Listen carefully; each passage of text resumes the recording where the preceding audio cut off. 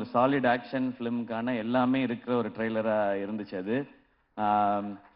இந்த படம் இதையே தான் டெலிவர் பண்ணும் அப்படின்னு நான் நம்புகிறேன். அண்ட் துரை செந்தில் அண்ணன் என்னுடைய எதிர்நீச்சல் காக்கி சட்டை படத்தின் இயக்குனர். அவர் ஸ்பாட்டில் எல்லாரும் சொன்னது அப்படிதான், எப்போவுமே சிரிச்சுட்டே அந்த ஸ்மைலோடே தான் இருப்பார். திட்டணும்னா கூட அதிகபட்சம் சிரிச்சுட்டே ஏன் இப்படி பண்ணீங்க அப்படின்னு கேட்பாரு. தப்பு பண்ணவனுக்கே ஒரு டவுட்டாக இருக்கும், இருந்தாலும் நம்மளை கலாய்க்கிறாரா இல்லை திட்ட தான் செய்கிறாரா என்ன அப்படின்னு சொல்லி. அவ்வளோ ஒரு ஸ்வீட்டான மனிதர். ஸோ அவர் இந்த படம் ஒரு ஒரு பெர்ஃபெக்டான டைட்டிலோட ஒரு அருமையான ஒரு களத்தோட வருது. அவருக்கு இன்னும் ஒரு வெற்றி படமாக இந்த படம் இருக்கட்டும். ஏன்னா அவர் என்னை முதல் முறை மீட் பண்ணி அவர் எனக்கான கதை சொல்லும்போதே நான் என்ன நினைச்சேன்னு தெரியல, என்கிட்ட இருந்த ஒரு கதையை சொன்னேன். நான் முன்னாடி அசிஸ்டன்ட் டைரக்டராக ஒர்க் பண்ணதுனால அந்த டைம்லாம் இருக்குல்ல. ஸோ எப்போ அவர் எனக்கு கதை சொல்ல வந்தாலும் நான் ஒரு கதையை அவர்கிட்ட சொல்லுவேன்.